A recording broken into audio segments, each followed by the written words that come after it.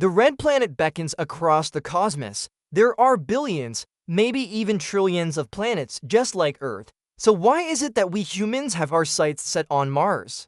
And how will we turn the red planet into a new home?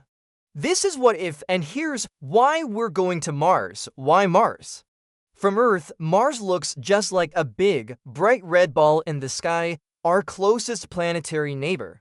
At its closest, the distance between the two planets is only 34 million miles, which is around 55 million kilometers. It takes about 22 months for the two planets to pass each other at their closest point, which means a human mission would take about 9 months to reach Mars and another 9 months to come back. But this is still a lot faster than a mission to any other planet in the solar system. Jupiter, for example, is so far away that a spacecraft would need over 12 years to travel there. Of all the planets in the solar system, Mars is the most similar to Earth. Scientists think that Mars may be the only place in our solar system where life could exist or maybe even did exist. There is evidence of ancient oceans on Mars, but these oceans were salty, much like the oceans on Earth. Just like us, the ancient Martians probably lived in those times near water. There might have been lakes, rivers, and maybe even an ocean on Mars at one point. Mars also has the most favorable gravity of all the planets, weighing around 38% of what we experience on Earth. For comparison, the gravity on Venus weighs just 90% of Earth's gravity, while the gravity on Jupiter weighs more than 2.5 times Earth's gravity. Since the gravity on Mars is lower than on Earth, people wouldn't need to carry as much equipment to make their bodies move around. On Venus, on the other hand, you'd have to lift twice as much stuff to make your body weight. Mars has poles with ice caps made of frozen water and carbon dioxide. These can be used by future colonies for water and air. There are also signs of minerals containing water deep inside the planet. These deposits could potentially be mined and used by future settlers. The main reason we want to go to Mars is because it's the perfect place to start our interstellar journey. It's not too close to the sun, so it's not scorching hot like Mercury or Venus. It's also not too far from the sun, so it's not an ice cube like Jupiter or Neptune. Mars is just right for humanity to expand beyond Earth. The technological leap for humans to successfully colonize Mars will need some major technological leaps. Spacecraft will need to be designed to carry lots of cargo and fuel, plus be able to land safely on an alien planet. It's very likely that reusable rockets will be developed to make transportation to and from Mars easier and cheaper. In addition, there needs to be a way to generate power on Mars. Solar panels won't work because there isn't much sunlight on the surface of Mars. Nuclear fusion reactors are a real possibility and would be great for providing energy for a Martian colony. But even if we don't get nuclear fusion by the time we colonize Mars, nuclear fission reactors will likely be small enough to be used on Mars. Life support systems will also need to be greatly improved. Recycling air, water, and waste will be vital for any mission to Mars. Food will need to be grown on the planet using hydroponic methods and 3D printed food. No one's going to want to eat freeze-dried foods from a packet for years on end. Terraforming, it's very unlikely that we will terraform Mars. Terraforming is the process of making a planet or body in space suitable for human life. We would need to thicken up Mars' atmosphere so that the pressure was closer to Earth's atmosphere. Right now, the atmospheric pressure on Mars is less than 1% of what it is on Earth. This means that if you took off your spacesuit on Mars, your blood would boil and you would die. To terraform Mars, we would need to warm up the planet. This would melt the polar ice caps and release carbon dioxide from the rocks on Mars. This carbon dioxide would then turn into gas and thicken up the atmosphere. Then we would need to put a giant mirror in orbit around Mars to reflect sunlight onto the planet. This would heat up the planet and make it more hospitable. Finally, we would need to seed the planet with bacteria to kickstart an ecosystem. Over millions of years, this ecosystem would evolve and hopefully produce oxygen for us to breathe. Even though terraforming Mars is possible, it's very unlikely to happen. Not only would the process take thousands of years, but it's also very dangerous. What if something went wrong and the planet became toxic?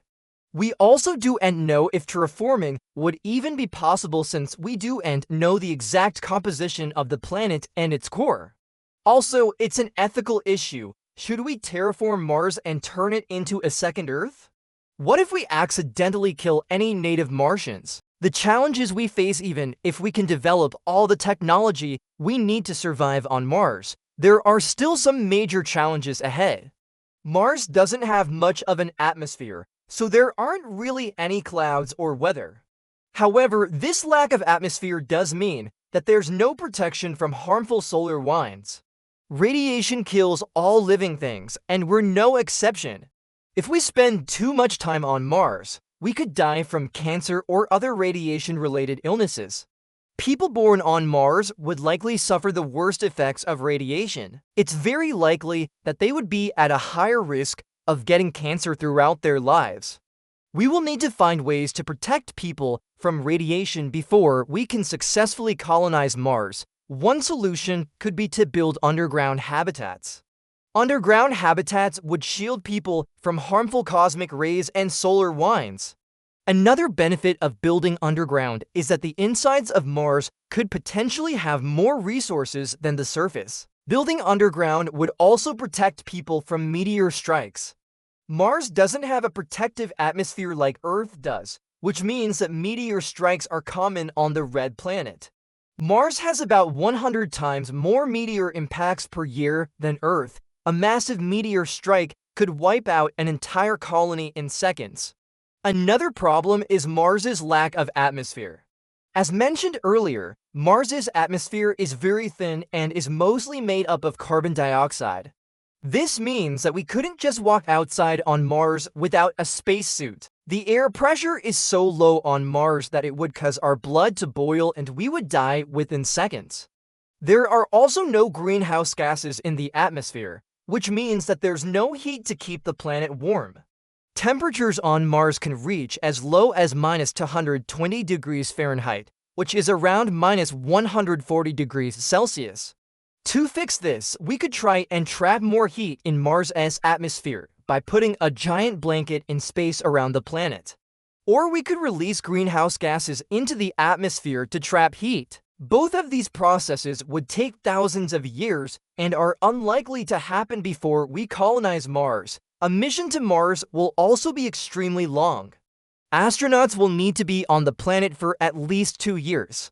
They will not be able to return home until Earth and Mars are lined up again. This is a big problem because no human has ever gone into deep space for longer than a year. We don't know how the human body will react after spending 2 or more years in deep space. Some problems that could arise include muscle atrophy, loss of bone density, and vision problems. To fix this, scientists are working on artificial gravity systems. If we can create artificial gravity, it would significantly improve the health of astronauts on long space flights. But creating artificial gravity is not easy.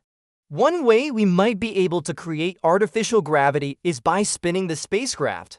If we spin the ship fast enough, the centrifugal force would create a feeling of gravity.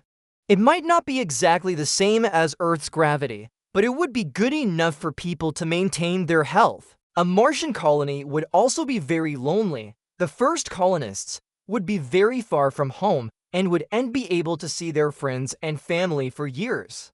It is possible that some people would go insane due to being so far from the rest of humanity. To fix this, we would need to create a self-sustaining society on Mars. This means that the people on Mars would need to be able to grow their own food, recycle their own water, and create their own entertainment. Traveling to Mars is hard and dangerous, but the rewards could be huge. If we can successfully colonize Mars, we will have expanded life to another planet. We will have taken the first step to becoming a multi-planetary species. What do you think? Is Mars really worth all this effort? Let us know in the comments below, and don't forget to subscribe for more videos like this.